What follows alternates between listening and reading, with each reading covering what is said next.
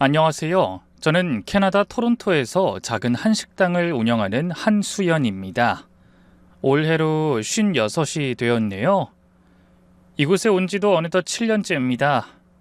처음엔 도망치듯 찾아든 타국 땅이 낯설고 무서웠지만 이제는 제2의 고향이 되었습니다. 이런 제가 사연을 보내기로 결심한 건 최근 한국에서 찾아온 옛 지인을 만나 그동안 몰랐던 사실을 알게 됐기 때문입니다. 그 사람들 말로가 참 허망하더라고요. 지인의 그 한마디가 며칠째 머릿속을 떠나지 않습니다. 저에게 몹쓸 짓 했던 사람들의 안 좋은 소식을 들었으니 복수심에 속이 후련해야 마땅한데 오히려 먹먹한 감정만 남더군요. 그래서 이제는 믿었던 사람에게 배신당한 그 끔찍한 기억을 마음속에서 모두 끄집어내 글로 옮겨놓은 뒤 깨끗하게 잊고 싶어졌네요.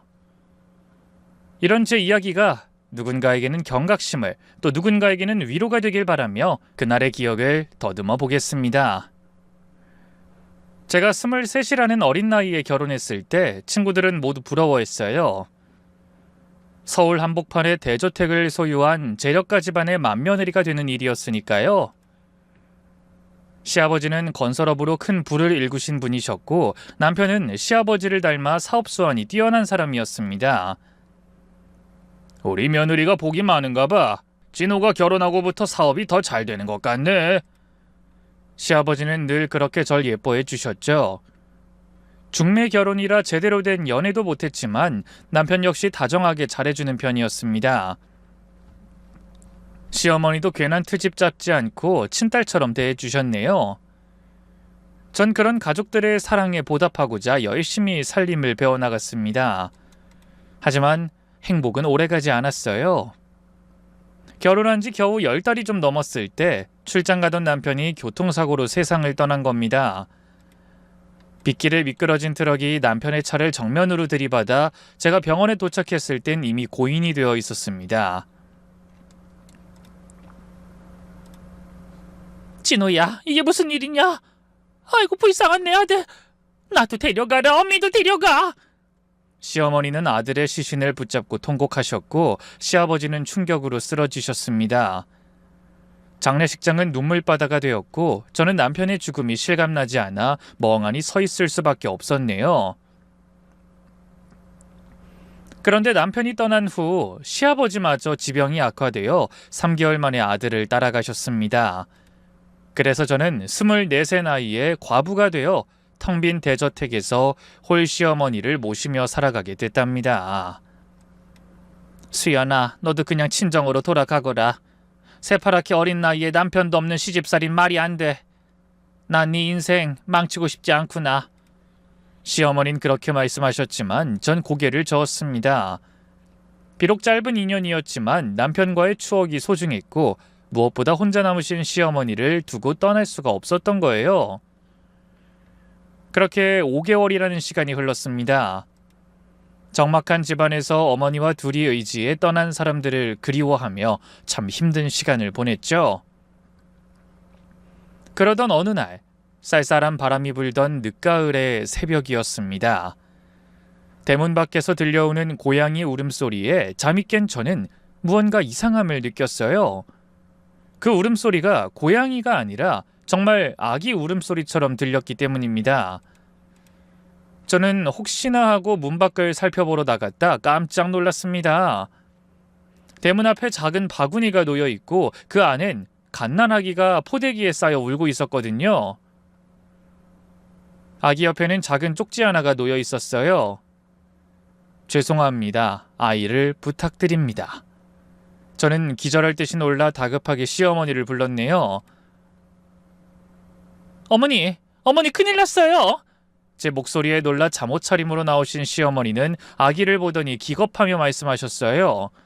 세상에, 이게 무슨 일이니? 경찰에 신고해야 하지 않을까요? 누가 이런 짓을... 저는 당황해서 어쩔 줄 몰라 했습니다. 하지만 시어머니의 반응은 의외였어요. 어머님은 천천히 아기를 안아들더니 집 안으로 들어가며 말씀하셨어요. 일단 날이 추우니 들어가자. 그리고 수연아, 얘부터 업둥이는 내치면 안 된다는 말이 있다. 하지만 어머님, 진호랑 너희 시아버지 가고 집안이 얼마나 쓸쓸했니? 이 아이가 온 것도 다 이유가 있을 거야. 하늘에서 일부러 우리한테 보낸 아이일지도 모르지 않니? 시어머니는 눈물까지 맺힌 눈으로 절 바라보셨습니다. 그러면서 제가 아무리 설득해도 아이를 경찰에 넘기는 것을 반대하셨네요.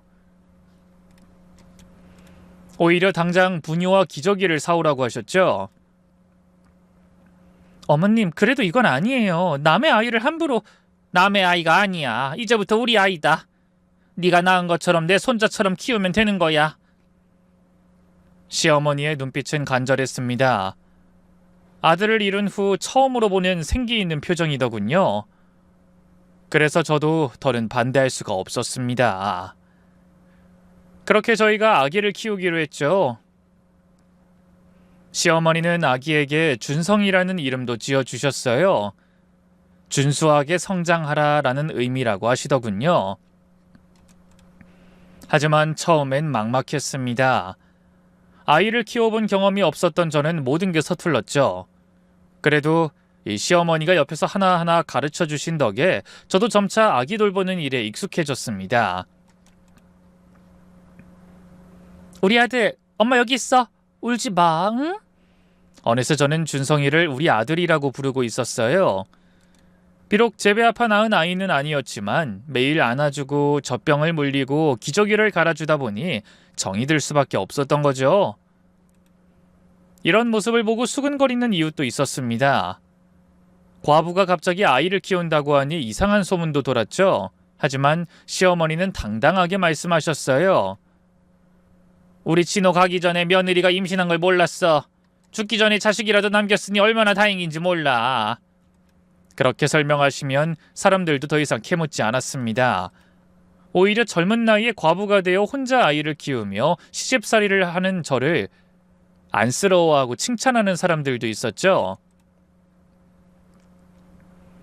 그렇게 세월은 흘러 준성인 무럭무럭 자랐습니다. 100일이 지나고 돌이 지나고 걸음마를 시작하고 말을 배우기 시작했어요. 엄마, 엄마. 준석이가 처음으로 저를 엄마라고 불렀을 때 그 환희를 저는 아직도 잊지 못합니다. 비록 업둥이로 만난 아이지만 이미 제 전부가 되어 있었거든요. 시어머니도 역시 아들을 끔찍하게 아끼셨어요. 마치 친손자 대하듯 기뻐하시며 온갖 장난감을 다 사다 주셨습니다. 덕분에 쓸쓸했던 집안은 아이 웃음소리로 생기를 되찾았죠. 수연아, 준성이가 있으니 사는 맛이 난다. 이 아이 키우기를 정말 잘한 것 같구나. 시어머니의 그 말씀에 저도 고개를 끄덕였습니다. 준성이는 저희에게 새로운 희망이었어요. 남편을 잃은 슬픔도 텅 빈 집의 적막함도 준성이의 제잘거림으로 조금씩 흐려지고 있었죠. 그런데 아들이 무럭무럭 자라 초등학교에 들어갈 무렵부터 조금씩 이상한 조짐이 보이기 시작했습니다. 선생님께 대들고 친구들과 싸우고 거짓말을 하는 일이 잦아졌죠. 준성아, 너 요즘에 도대체 왜 그러니? 엄마가 뭘 잘못했니? 몰라. 엄마 내 진짜 엄마도 아니잖아. 내가 뭐라든 상관하지 마. 어차피 내가 조금만 공부 못하면 내다 버릴 거잖아. 뭐? 너 그게 무슨 소리야? 누가 그런 소리를 해? 생각지도 못한 아들의 대답에 저는 가슴이 무너지는 것 같았어요. 내 친구들이 그랬어. 난 엄마가 낳은 애 아니라고. 집 앞에 버려진 걸 엄마가 그냥 키운 거라며? 아마 내가 공부 못하면 당장 갖다 버릴 거라고 했단 말이야. 내가 말 안 듣고 친구들이랑 싸우니까 꼴 보기 싫지? 그래서 당장 갖다 버리고 싶어? 뭐야? 아니야. 누가 그런 말도 안 되는 소리를 해. 내 친구들은 다 알아. 어쩐지 난 엄마랑 하나도 안 닮았잖아. 말도 안 돼. 넌 누가 뭐라고 해도 엄마 아들이고 할머니 손자야. 그런 바보 같은 소리 신경 쓰지 마. 그러면서 상처 입어 눈물 흘리는 아이를 꼭 안아줬습니다. 하지만 아들은 영 마음을 잡지 못하다 중학교에 올라가면서 더 큰 사고를 치기 시작했네요. 처음엔 단순한 지각과 무단결석이었지만 아이가 반항할까봐 제대로 다그치지 못했더니 상황은 점점 심각해졌습니다. 하루는 아들의 담임 선생님이 전화해 충격적인 말을 전하더군요.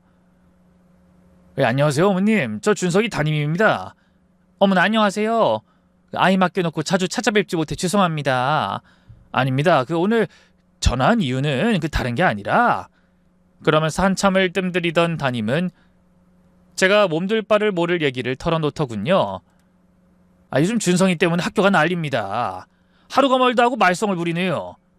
어제는 어린애들한테 돈을 뺏어서 학교로 전화가 왔고 오늘은 미술 선생님이 자기 그림을 지적했다고 욕을 했답니다.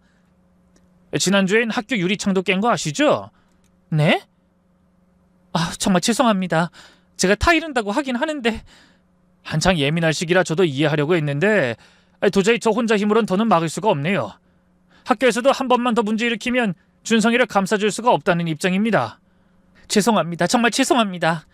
제가 미술 선생님께도 사과드리고 돈 빼앗겼다는 학생이랑 부모님께도 인사드리러 가겠습니다. 그래서 저는 담임 선생님의 전화를 받을 때마다 학교로 달려가 머리를 조아려야 했습니다. 죄송합니다. 제가 더 잘 타이르겠습니다. 정말 죄송합니다. 그렇게 아이가 커가며 사고의 수위도 높아져 저와 시어머니의 근심도 날로 늘어갔네요. 그런데 정작 가장 충격적인 사건은 아들이 고등학교 2학년 때 일어났습니다. 이른 새벽 경찰서에서 전화가 온 거예요. 김준성 학생 보호자시죠? 지금 바로 경찰서로 오셔야겠습니다. 네? 경찰서요? 아니 그게 무슨... 그래서 헐레벌떡 달려가 보니 아들이 한눈에 봐도 불량해 보이는 아이들과 편의점을 털다가 붙잡혔다는 겁니다. 하지만 제가 경찰서에 도착했을 때 아들은 전혀 반성하는 기색이 없었어요. 오히려 반항적인 눈빛으로 절 노려보기만 했죠.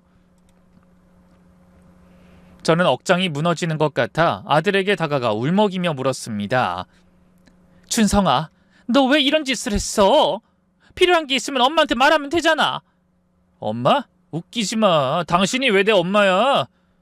주워온 자식한테 뭐 하겠다고 이렇게 정성을 들여? 꼴 보기 싫으면 그냥 내다 버리란 말이야. 그 말이 비수처럼 제 가슴에 꽂혔습니다. 20년 가까이 해온 노력이 한순간에 무너지는 것 같았죠. 그래서 제가 아무 말도 하지 못하고 서 있자 시어머니가 울먹이며 아들을 향해 말씀하셨습니다. 준성아, 그래도 널 여태 키워준 사람이 누구니? 너 아프면 밤잠 설치면서 밤새 간호하고 맨발로 업고 병원 간 거 다 너희 엄마야. 네가 엄마한테 이러면 안 되는 거다. 그러니까 하는 말이잖아요. 남이 버린 애 주워서 누가 그렇게 정성 들이라고 했어요? 나중에 무슨 생색을 내려고 그러는 건데요? 난 그냥 생긴 대로 살게 내버려둬요. 이렇게 귀찮게 간섭할 거면 차라리 고아원에 보내는 게 더 나았을 거라고요. 뭐야? 이 녀석이 오냐오냐 키웠더니 은혜를 이런 식으로 갚아? 결국 시어머니도 아들의 반항에 두 손 두 발 들었는지 불같이 역정을 내시며 고개를 돌려버리셨죠. 하지만 저는 아무리 아들의 말에 상처를 입어도 포기가 되지 않았습니다. 어머님, 준성이도 오죽 마음이 아프면 그러겠어요. 그 녀석도 정체성의 혼란을 겪고 있는 거예요. 이 시기만 지나면 정신 차리고 다시 착한 우리 준성이로 돌아올 거예요. 그러면서 어머니와 저 스스로를 위로하며 견뎌내려고 노력했습니다. 하지만 아들의 방황은 어렵사리 대학에 들어가서도 끝나지 않더군요. 성적이 안 좋아 어렵게 삼수 끝에 들어간 대학에서도 공부는 뒷전이고 매일 술과 유흥에만 빠져 살았네요. 그래서 하루는 시어머니가 절 불러 굳은 얼굴로 이렇게 말씀하셨어요. 예, 벌써 준성이도 20살이 넘었다. 계속 이렇게 뒤치다거리만 해줄 수도 없는 노릇이고 이제라도 정신 차리도록 우리가 좀 엄하게 하자꾸나. 일단 용돈 줄여보자. 애가 부족함 없이 돈을 주니 흥청망청 놀기만 하느라 더 정신을 못 차리는 것 같아. 그 말씀에 제가 용돈을 줄이자 이번엔 아르바이트 한다고 나갔다가 사기를 당하기도 하고 일하다 만난 사람에게 보증을 서줘서 빚을 지기도 했습니다. 그럼 빚에 쫓기다 결국 또 저에게 손 벌리길 반복했죠. 엄마 한 번만 도와주세요. 이번이 진짜 마지막이에요. 준성아, 너 이러다 정말 큰일 나. 학교도 마음대로 휴학해버리고 등록금 하라고 준 걸로 술이나 먹고 다니는 게 말이 돼? 저도 잘못한 거 알아요. 안 그래도 마음 좀 잡고 싶은데 자꾸 딴 생각만 들고 쉽지 않아요. 그때 시어머니가 우편물 하나를 보여주시며 생각지도 못한 말씀을 꺼내셨습니다. 준성이 영장 나왔다. 다음 주가 입대야. 네? 어머님 그게 무슨 말씀이세요? 무슨 영장이 그렇게 급하게 나와요? 실은 지난달에 나왔는데 내가 미루지 말고 다녀오라고 감춰놨었다. 아니 왜 그러셨어요? 이렇게 급하게 어떻게 군대를 보내라고. 남들 다 가는 군대 뭐가 그렇게 대단하다고 난리냐. 준성이 군대 갔다 와야 사람 된다. 그래서 미루지 말고 얼른 가라고 그랬다. 그래도 너무하셨어요. 애 보약이라도 한 재 해먹이고 보내게 조금만 일찍 말씀해 주시지. 보약은 무슨. 네가 애를 너무 오냐오냐 키워서 저 녀석이 저렇게 막무가내로 자란 거야. 이참에 군대 가서 고생하고 어른 돼서 돌아오면 아마 어미 마음 알게 될 거다. 그래서 아들은 급하게 군대에 가게 됐습니다. 저는 갑작스럽게 맞이한 이별에 어쩔 줄 모르고 아들이 떠난 방에 앉아 눈물 콧물 흘려야 했죠. 하지만 어머님은 그런 저를 다독이며 말씀하셨어요. 아이고 이 불쌍한 거사. 내가 너한테 몹쓸 짓 했나 보다. 그때 준성이를 그냥 내쳤어야 하는 건데 괜히 마음 약한 너한테 끊지도 못할 정을 들이게 했어. 그래도 군대 다녀오면 좀 달라질지 모르니 우리 한번 기다려보자. 망나니 같은 사내 녀석들도 군대 갔다 오면 사람 된다고들 하잖니. 그래서 저는 그런 어머니의 위로를 희망 삼아 아들이 휴가 나오길 손꼽아 기다렸습니다. 그런데 정말 첫 휴가를 나온 아들은 몰라보게 의젓해졌더라고요. 저와 어머님에게 깍듯하게 거수경례하는 늠름한 모습을 보자 저도 모르게 눈물이 났네요. 엄마 울지 마세요. 그동안 속썩여서 죄송해요.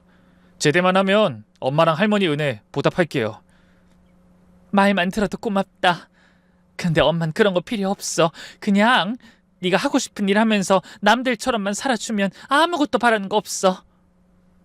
참, 얼른 옷 갈아입고 밥 먹자. 너 좋아하는 거 다 했어.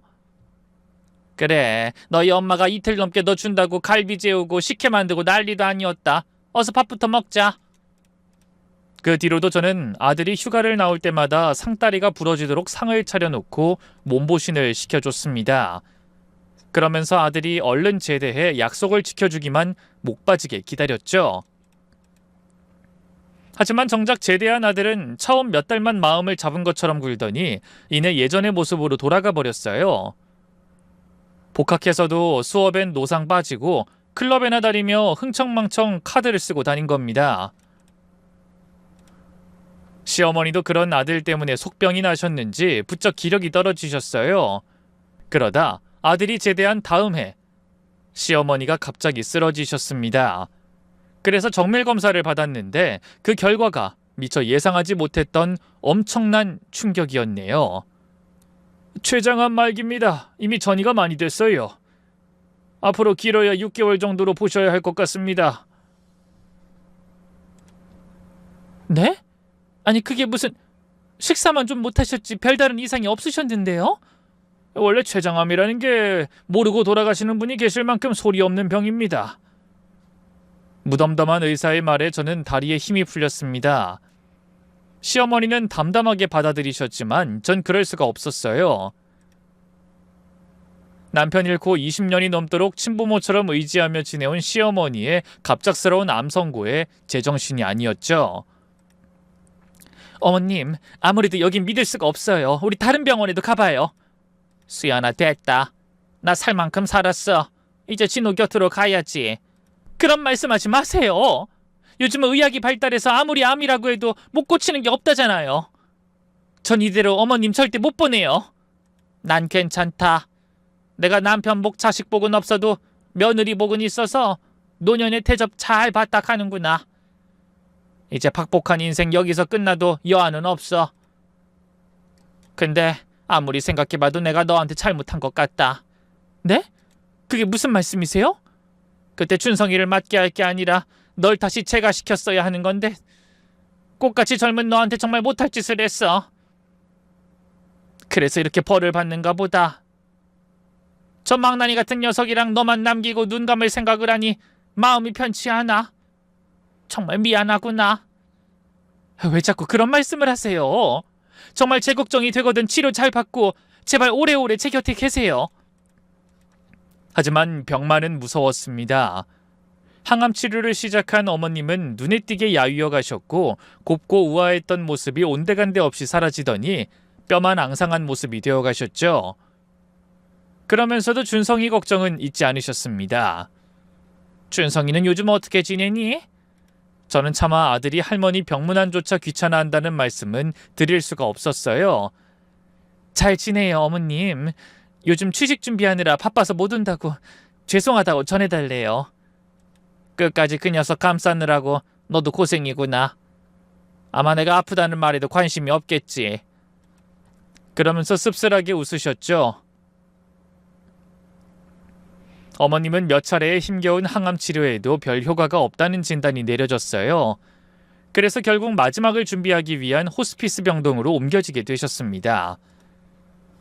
저는 억장이 무너지는 심정이었지만 그래도 어머님 앞에서는 그 슬픔을 다 내보일 순 없어 가능한 태연하려 노력했죠. 헌데 호스피스 병동으로 옮긴 지 일주일쯤 지난 후에 생각지 못한 일이 생겼습니다. 제가 잠시 집에 다녀온 사이 낯선 여자가 시어머니 곁에 서 있는 거예요. 40대 중후반쯤으로 보이는 여자였는데 단정한 차림에 온화한 인상이었습니다. 저는 병실에 들어서다 여자를 보고 깜짝 놀랐어요. 그러자 여자가 먼저 자신을 소개하더군요. 어머, 보호자분이신가요? 처음 뵙겠습니다. 전 정혜진이라고 합니다. 호스피스 병동에서 자원봉사하고 있어요. 어머님이 혼자 계시길래 말동무해드리고 있었어요. 아, 네, 감사합니다. 자원봉사자가 계시는지는 몰랐네요. 보호자들이 자리를 비우거나 딱히 찾아오시는 분들이 안 계신 환자분들에게 도움을 드리고 있어요. 네, 좋은 일 하시네요. 감사합니다. 여자의 그럴듯한 설명에 저는 고개까지 끄덕이며 인사했습니다. 시어머니도 자원봉사자를 마음에 들어 하시는 눈치였어요. 수연아, 이분이 참 잘해주시는구나. 너 없을 때 심심하지 않아서 좋아. 이제 이분도 계시니 너도 너무 여기만 매달려 있지 말고 종종 볼 일도 보고 그러거라. 시어머니의 말씀에 저도 안심이 됐습니다. 사실 저도 24시간 병원에만 있을 수는 없었으니까요. 집안일도 있고 무엇보다 아들 때문에 신경 쓸 일이 많았거든요. 자원봉사자는 제가 보기에도 정말 성실했습니다. 거의 매일 어머님의 병실에 와서 책을 읽어드리고 옛날 이야기를 들어드리기도 했습니다. 보호자님, 오늘은 제가 시간 여유가 많아서 저녁 늦게까지 있을 수 있으니 댁에 가서 쉬다가 오세요. 보호자님도 얼굴이 많이 안 좋으세요. 그렇게 해라. 혜진 씨가 아주 딸같이 살갑게 잘해주시니 난 걱정하지 말고. 어느새 시어머니는 그 자원봉사자에게 마음을 열고 계셨습니다. 저도 그런 여자에게 처음 만났을 때의 경계심을 풀고 고마운 마음을 갖게 됐죠. 하지만 그런 여러 사람의 도움으로도 시어머니의 상태는 시간이 갈수록 악화되기만 했습니다. 의식이 흐려지는 시간이 많아지고 깨어 계실 때도 헛것을 보시는 일이 잦았네요. 진호야, 우리 진호가 왔구나. 먼저 떠난 아들을 부르실 때마다 제 가슴도 미어졌어요. 그런 시어머니를 보며 자원봉사자와 간호사들도 함께 눈물을 흘렸습니다. 그러던 어느 날 갑자기 시어머니의 정신이 맑아지신 듯 했습니다. 수연아, 내가 너한테 할 말이 있어. 어머님, 힘드시면 나중에 하세요. 아니야, 지금 해야 해. 준성이는... 그런데 그때 자원봉사자가 병실로 들어서자 시어머니가 갑자기 입을 다무셨습니다. 그러고는 고개를 돌리고 눈을 감아버리셨죠. 어머님, 무슨 말씀하시려던 거예요? 하지만 시어머니는 다시 입을 열지 않으셨습니다. 그날 이후로 어머님의 의식은 더욱 흐려졌고 제대로 된 대화를 나누기 어려워졌네요.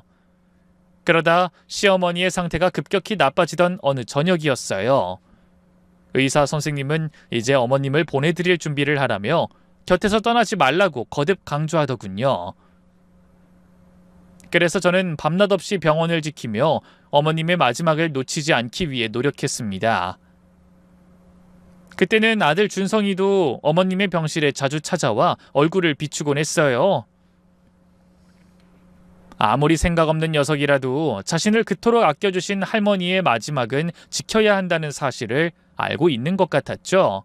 헌데 하루는 의식이 또렷해지신 것 같던 어머님이 창밖으로 지는 석양을 바라보다 갑자기 제 손을 꼭 잡으며 말씀하셨습니다. 수연아, 이제는 말해야겠구나. 너한테 30년간 말 못한 비밀이 있어. 어머님, 무리하지 마시고 천천히 말씀하세요. 하지만 어머님은 무언가를 꼭 말하려는 의지가 가득 담긴 표정으로 말씀을 시작하셨어요. 수연아, 우리 춘성이 말이다. 네 어머님, 춘성이가 왜요? 어머님은 잠시 숨을 고르시더니 떨리는 목소리로 말씀을 이어가셨네요. 그 아인 업둥이가 아니야. 네? 그게 무슨 말씀이세요? 저는 놀라서 시어머니를 바라봤습니다. 어머님의 얼굴은 고통으로 일그러져 있었죠. 우리 진호가 바람을 피웠어. 결혼하고도 다른 여자를 만났단다. 저는 순간적으로 어머님의 말씀이 이해되지 않아 미간을 찡그리며 다시 물었어요. 어머님, 그게 무슨... 나는 다 알고 있었어. 그래서 말려도 보고 윽박질러도 봤다. 다행히 순간적인 충동으로 잘못을 저질러 놓고 진호도 후회를 많이 했다. 그래서 헤어지려고 했는데 그 여자가 임신했다고 진호한테 매달렸지. 그래도 진호는 그 여자한테 돈을 주고 떠나라고 했는데... 청천벽력 같은 말씀이었습니다. 한 번도 의심해 본 적이 없던 남편이 생전에 불륜을 저질렀다니. 시어머니는 고통스러운 듯 잠시 말을 멈추셨어요. 저는 숨이 막히는 것처럼 가슴이 조여와 고통스럽게 어머님을 바라보고 있었죠. 20년 넘게 믿어왔던 모든 게 무너지는 순간이었습니다. 진호가 죽고 난 뒤에 그 여자가 아이를 데리고 찾아왔다. 진호의 아이라면서. 그땐 유전자 검사 같은 건 생각도 못했지만 난 한눈에 알 수 있었어. 그 애가 진호 어릴 때를 판박이처럼 닮았었거든. 그래도 내쳤어야 하는 건데 죽은 아들이 남긴 하나뿐인 핏줄을 모른 척할 수가 없었다. 그래서 내가 업둥이인 척 우리 집 앞에 놓아둔 거다. 뭐라고요? 그럼 준성이가... 그래, 준성이가 바로 그 아이야. 진호의 친아들이지. 저는 머릿속이 백지처럼 하얗게 변해버렸습니다. 제가 20년 넘게 가슴으로 낳았다고 여기며 정성으로 키운 아이가 남편이 불륜으로 낳은 아이였다니. 어떻게 이런 일이 있을 수 있는지 믿기지 않았죠. 왜 저한테 숨기신 거예요? 왜 업둥이라고 거짓말하고 저한테 그 아이를 키우게 하셨어요? 어떻게 그렇게 잔인하실 수가 있어요? 저는 눈물을 펑펑 쏟으며 소리쳤습니다. 배신감과 분노가 뒤섞여 가슴이 터질 것 같았죠. 미안하다 수연아, 정말 미안해. 처음엔 나 혼자라도 키울 생각이었어. 네가 원한다면 널 정말 보내주려고 했거든. 근데 네가 그 아이한테 정을 붙이고 사랑을 주는 걸 보면서 차마 말할 수가 없었다. 그래서 차일피일 미루다 보니 이렇게 돼버렸구나. 미안하다. 내가 정말 죽어서도 용서받지 못할 짓을 했다. 그 여자는요? 애 엄마는 왜 아이를 버린 거예요? 아이를 키울 형편이 안 된다고 했어. 그러면서 돈을 요구하더라. 그래서 내가 돈을 주고 아이만 받았다. 아이를 포기하고 다시 나타나지 않겠다는 각서까지 받았다. 그 여자는 너희 남편을 뺏어보려고 한 것 같은데 갑자기 진호가 죽었으니 당황한 것 같더구나. 저는 어머님의 말씀을 믿을 수 없었습니다. 그토록 자애로웠던 시어머니가 이런 거대한 거짓말을 꾸며서 20년이 넘는 시간 동안 저를 속이셨다는 게 너무나 괴로웠어요. 용서해다오 수연아. 내가 너무 이기적이었어. 그저 진호의 자식이 세상에 있다는 생각만으로 다른 건 아무것도 생각할 수가 없었다. 저는 선의로 업둥이를 키운다고 생각했는데 사실은 남편이 불륜으로 낳은 자식을 키운 것이었습니다. 준성이는 알고 있나요? 자기가 진호 씨 친아들이라는 걸? 몰라. 아무도 모르지. 너와 나만 아는 비밀이야. 그 여자는요? 정말 떠나서 다시 나타나지 않았나요? 그래. 내가 얼굴을 잊어버릴 만큼 아이 곁엔 얼씬도 하지 않았어. 근데 바로 그때였습니다. 갑자기 병실 문이 열리고 자원봉사자가 들어왔어요.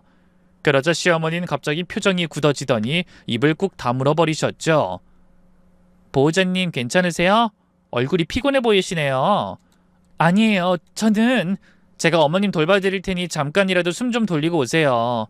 어머님도 보호자분이 이렇게 힘들게 고생하시면 마음이 안 좋으실 거예요. 그쵸? 그러면서 어머님에게 대답을 재촉했습니다. 하지만 시어머니는 대답 대신 눈을 감으셨죠. 저는 못 이기는 척 병실을 나왔습니다. 하지만 발걸음이 떨어지지 않더군요. 조금 전에 들은 충격적인 사실들이 머릿속을 맴돌았습니다. 그리고 아들을 어떻게 대해야 할지 알 수가 없었어요. 차라리 업둥이라고 생각했을 때는 어떻게든 제가 품고 가야 할 아이라고 생각했는데 죽은 남편이 외도로 낳은 아이라는 사실을 알자 마음을 다잡기 어려웠습니다. 그리고 어머니를 어떻게 마주해야 할지도 모르겠더군요. 평생 의지했던 시어머니가 그토록 오랜 세월 절 속였다는 것에 절망했죠. 하지만 임종이 가까운 분을 그대로 모른 척할 수도 없었어요. 남편과 외아들을 먼저 보내고 남은 사람이라고는 무심한 손주와 저뿐이었으니까요. 그래서 마음을 다잡고 일단 어머님을 잘 보내드려야겠다고 생각했습니다. 그리고 제가 그때의 어머니였다고 해도 차마 손주의 정체를 밝히기가 어려웠을 거라는 생각이 들기도 했거든요. 갑작스럽게 요절한 아들의 잘못을 들춰내는 것 그 자체가 고통이었을 것 같더라고요.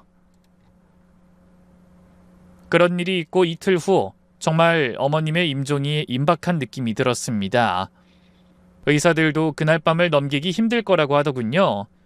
그런데 제가 어머님의 얼굴을 가만히 바라보던 순간 갑자기 눈을 뜨시더니 떨리는 손으로 베개 밑을 더듬으셨습니다. 그러고는 작게 접힌 종이 한 장을 꺼내 제 손에 쥐어주며 힘겹게 말씀하셨어요. 이거 꼭 읽어봐. 어머님 이게 뭐... 하지만 시어머니는 대답 대신 제 손을 꼭 쥐셨습니다. 그러고는 마지막 힘을 짜내듯 말씀하셨네요. 미안하다. 정말 미안해. 그게 시어머니의 마지막 말씀이었습니다. 다음 순간 심전도 모니터가 요란하게 울리기 시작했고 의료진이 달려왔지만 어머님은 다시 눈을 뜨지 못하셨죠. 어머님! 어머님! 저는 시어머니를 부르며 울부짖었습니다. 그 순간만큼은 어머님이 저를 속였다는 배신감보다는 20년 넘게 모시던 분이 떠나셨다는 슬픔이 더 컸거든요. 그래서 그때는 어머님이 마지막으로 남긴 쪽지를 펼쳐볼 여유가 없었습니다. 장례 준비며 조문객 맞으며 시간이 정신없이 흘러가더군요. 그렇게 3일 장례를 마치고 집에 돌아온 저는 완전히 탈진한 상태였습니다. 충격적인 진실을 알게 되고 곧이어 어머니까지 떠나시니 몸도 마음도 버틸 의지를 잃어버린 듯 지쳐버렸네요. 헌데 그제야 시어머니가 주신 쪽지가 생각났습니다. 대체 무슨 내용이길래 말씀도 제대로 못하시던 분이 기어코 그 쪽지를 건네신 건지 갑자기 궁금해지더군요.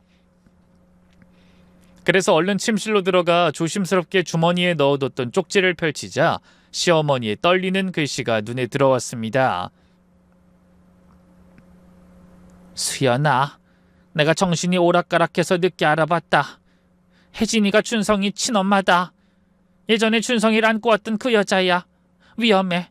도망쳐라 제발. 그 쪽지를 이해한 순간 온몸에 소름이 돋았습니다. 자원봉사자를 가장해 접근한 여자가 바로 아들의 친엄마라니. 그 여자가 왜 20년 넘게 침묵하다 이제야 다시 나타난 건지, 대체 뭘 원한 건지 갑자기 불안감이 엄습했습니다. 그때 현관문이 열리는 소리가 들렸어요. 아들이었죠. 헌데 아들의 얼굴이 평소와 달리 밝아 보였습니다. 제가 그런 아들을 미심쩍은 눈초리로 바라보는데 아들이 대뜸 뜻밖의 말을 꺼내더군요. 엄마 피곤하시죠? 장례 때문에 고생 많으셨어요. 아들의 태도가 이상할 정도로 살가웠습니다. 저는 당황한 티를 내지 않으려 노력하며 답했죠. 그래, 좀 피곤하네. 엄마, 제가 생각해봤는데요. 할머니 돌아가시고 엄마도 많이 힘드셨잖아요. 우리 잠시 여행이라도 다녀오는 게 어때요? 여행? 네, 강원도 쪽으로요. 조용한 펜션 잡아서 며칠 쉬다 오면 좋을 것 같아요. 아들이 여행을 제안하다니 20년 넘게 살면서 한 번도 없던 일이었습니다. 뭔가 수상했죠? 갑자기 왜 여행을? 엄마한테 그동안 제가 너무 못되게 굴었던 게 죄송해서요. 할머니도 떠나셨으니 이제 정말 세상 천지 엄마랑 저 둘뿐이잖아요. 물론 저는 아들의 말이 진심으로 들리지 않았지만 겉으로는 모른 척했습니다. 그래, 뭐 언제 가려고? 미룰 필요 없이 내일 바로 출발하죠 뭐. 제가 바로 알아볼게요. 그러고는 씩 웃으며 자기 방으로 들어갔습니다. 그날 밤 저는 밀려오는 졸음을 참으며 잠들지 않기 위해 노력했어요. 혹시나 제가 잠든 사이에 무슨 일이 일어날까봐 무섭기도 했고 아들의 움직임도 살펴보기 위해서였죠. 그때였어요. 정적이 흐르는 집안에 희미하게 핸드폰 벨소리가 울렸습니다. 거실 건너 아들의 방에서 울리는 소리였어요. 시간을 보니 새벽 2시가 넘어가고 있더군요. 그 시간에 아들 역시 잠들지 않고 누군가와 대화를 나눈다는 생각이 들자 갑자기 상대가 궁금해졌습니다. 그래서 조심스럽게 핸드폰을 손에 들고 살금살금 거실로 나왔어요. 그리고 어두운 집안에 불을 켜지 않고 핸드폰으로 빛을 비추며 조심스럽게 아들의 방문 앞으로 접근했죠. 그 순간 아들 방에서 자신감 넘치는 목소리가 들려왔어요. 걱정 마세요, 엄마. 아들이 엄마라고 부르는 소리를 똑똑히 들은 저는 놀라서 입을 틀어막았습니다. 준비 다 됐어요. 내일 강원도로 출발할게요. 아유, 의심은 무슨. 남편이 바람 피워서 낳은 아이인 것도 모르고 20년 넘게 저한테 잘한 거 보면 몰라요? 그런 눈치도 없는 사람이에요. 오늘도 피곤한지 초저녁부터 방에 불이 꺼져 있더라고요. 자기한테 무슨 일이 닥칠지도 모르고 속 편하게 자고 있을 거예요. 그 말을 듣자 심장이 쿵쾅거렸어요. 하마터면 제 심장 뛰는 소리가 들릴까봐 걱정될 정도였죠. 놀랍게도 아들과 그 친엄마는 뭔가 이상한 계획을 꾸미는 것 같더군요. 당연히 유산은 다 나한테 다 오죠. 이제 이 집에 남은 게 누가 있어요? 걱정하지 말아요. 그 사람들은 확실한 기술자들 맞죠? 절대 실수하면 안 돼요. 내가 운전할 거니까 운전석은 아무 이상 없이 조수석만 망가뜨려야 해요. 한 번에 끝나도록, 알죠? 그 말을 듣다 저는 숨이 막혀 현기증까지 느껴야 했습니다. 엄마가 할머니 살살 꼬드겨서 알아낸 게 맞았어요. 서산이랑 평택에 땅도 있고 금고 비밀번호 알아낸 걸로 증권 다 찾아보니까 사망보험금만 해도 5억은 넘을 것 같아요. 그 목소리엔 탐욕이 가득했습니다. 아들의 친엄마가 다 죽어가는 어머님에게 자원봉사자로 위장해 접근한 이유는 숨겨진 재산과 금고 비밀번호를 알아내기 위해서였다는 것도 알게 됐죠. 두 사람이 대체 언제부터 어떻게 연락하고 지낸진 모르겠더군요. 하지만 아들은 어머니와 제가 자신을 걷어준 은혜도 모르고 돈에만 눈이 멀어 인간으로서는 저지를 수 없는 무서운 짓을 꾸미고 있었어요. 제가 키운 아이가 그런 괴물이 되었다니 정말 믿고 싶지 않았습니다. 알았어요. 그럼 내일 출발하면서 문자 보낼게요. 그쪽에도 늦지 않게 대기하라고 꼭 말해놔요. 차 번호 정확히 전달하고요. 당연하죠. 잘만 되면 성공보수까지 두둑하게 전달한다고 실수나 하지 말라고 전해요. 통화를 끝낸 아들은 신나는지 조용히 콧노래까지 불렀어요. 저는 등골이 서늘하고 온몸이 얼어붙는 것 같았습니다. 그대로 있으면 전 제대로 반항 한번 하지 못하고 어머님의 뒤를 따라갈 것만 같았죠. 결국 저는 숨죽여 방으로 돌아온 뒤 조용히 서랍을 열어 작은 가방에 여권과 지갑 그리고 간단한 옷가지만 몇 개 챙겼습니다. 그리고 핸드폰을 열어 택시를 불러놓고 조심스럽게 집을 빠져나왔죠. 문 닫히는 소리가 들리지 않도록 현관문에 신발을 끼워놨죠. 그렇게 아들에게 들키지 않고 무사히 집을 빠져나온 저는 택시를 타고 공항으로 향했어요. 그때 창밖으로 서서히 동이 터오는 게 보이더군요. 공항에 도착한 저는 얼른 창구로 가서 항공사 상관없이 가장 빠른 캐나다 항공권을 알아봤어요. 다행히 1시간 뒤에 출발하는 비행기에 취소된 표가 있더군요. 사실 저희 친정 부모님은 이미 다 돌아가셨지만 하나뿐인 오빠가 캐나다에 살고 있었거든요. 그래서 일단 친정오빠가 있는 캐나다로가 몸을 숨기기로 한 겁니다. 그런데 출국장으로 들어서려던 순간 아들에게 전화가 걸려왔어요. 그냥 피하면 이상하게 생각할 것 같아 전화를 받아 둘러대기로 하고 아무렇지 않게 대답했습니다. 엄마 어디에요? 아침부터 어디 가신 거예요? 우리 여행 가기로 했잖아요. 미안하다 준성아. 엄만 오늘 못 가겠어. 뭐라고요? 왜요? 새벽에 갑자기 배가 아파서 응급실 왔다. 너 피곤할까봐 안 깨우고 혼자 왔어. 뭐예요? 아니 저 펜션도 다 예약했는데. 미안하구나. 할머니 간호하느라 엄마도 몸이 많이 상했나봐. 거기가 어딘데요? 어느 병원이에요? 아니다. 별일 아닌 것 같은데 너까지 올 필요 없어. 엄마가 알아서 치료받고 집에 갈 테니 걱정하지 말고 있어. 의사 선생님 오셨다. 이만 끊자. 엄마가 나중에 연락할게. 엄마! 엄마! 아들이 외치는 소리가 들렸지만 저는 못 들은 척 그냥 전화를 끊어버렸습니다. 그리고 바쁘게 발걸음을 재촉해 출국장으로 향했네요. 몇 분 후 비행기가 이륙하는 순간 저는 안도의 한숨을 쉬었습니다. 하지만 동시에 깊은 슬픔이 밀려왔죠. 친자식처럼 키운 아들에게 배신당해 목숨을 걸고 도망치는 신세가 되었다고 생각하니 서러움이 복받치더군요. 그렇게 한국에서 도망치듯 떠나와 캐나다에 정착한 지 7년째.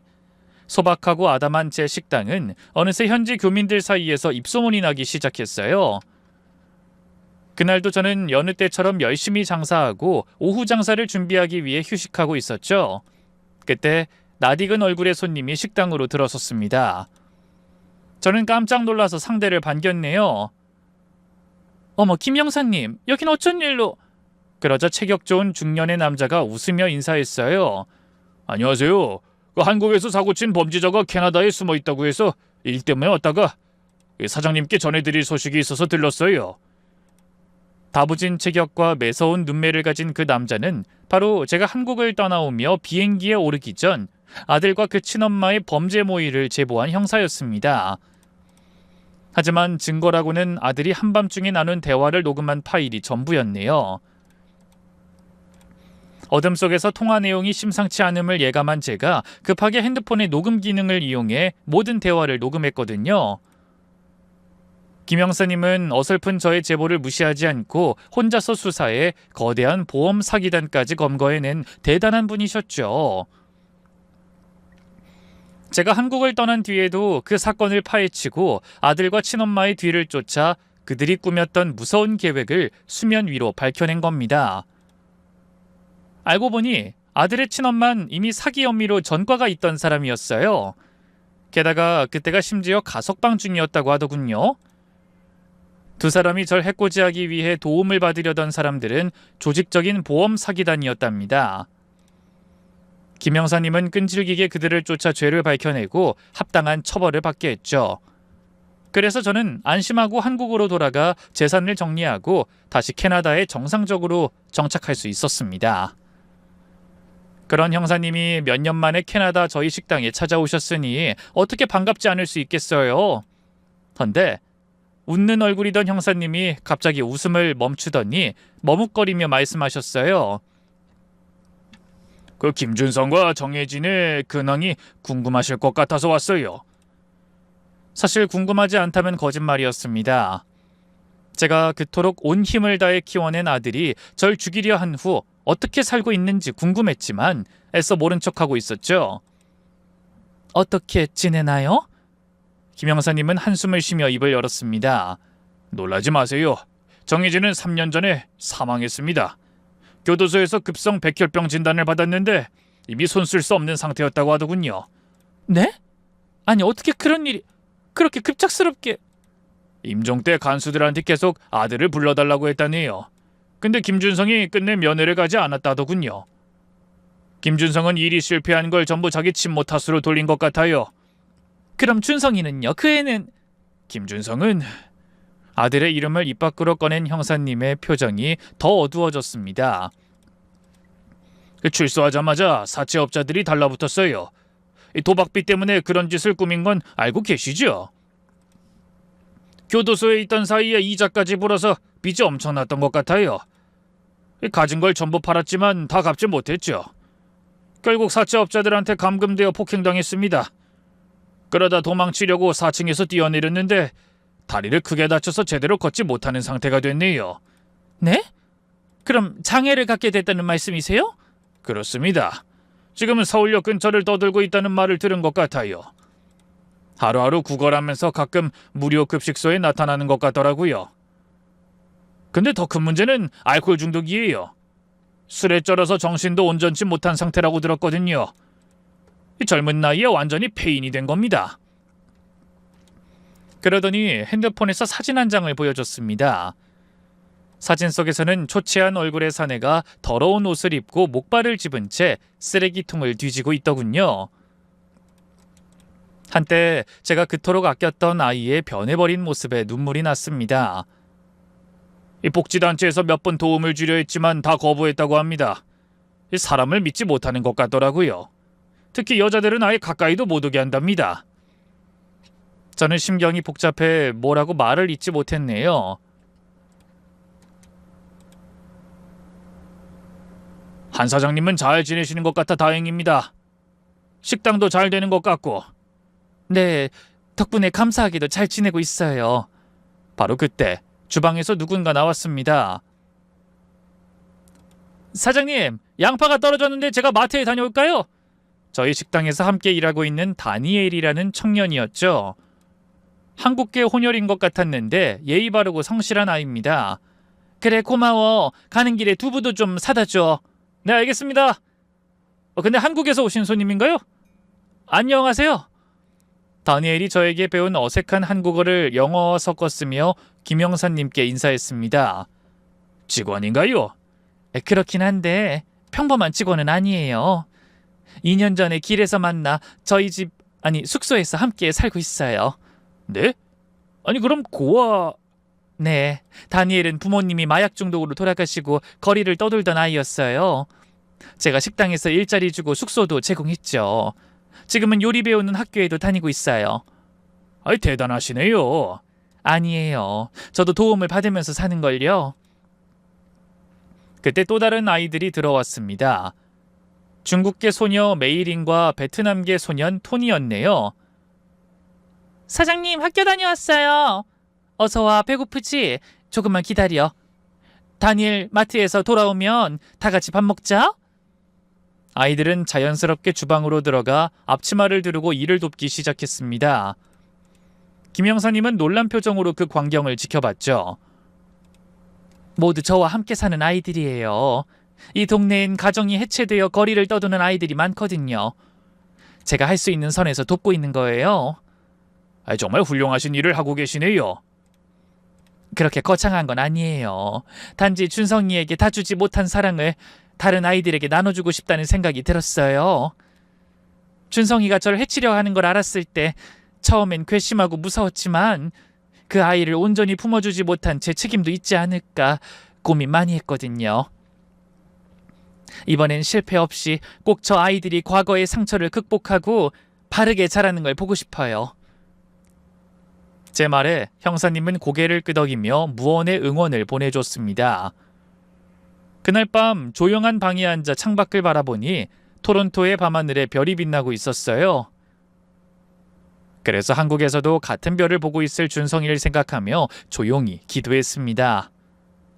비록 저에게 무서운 기억을 남겨 고국을 떠나오게 한 아이라도 처참하게 사는 꼴을 전해 들으니 마음이 편치 않았거든요.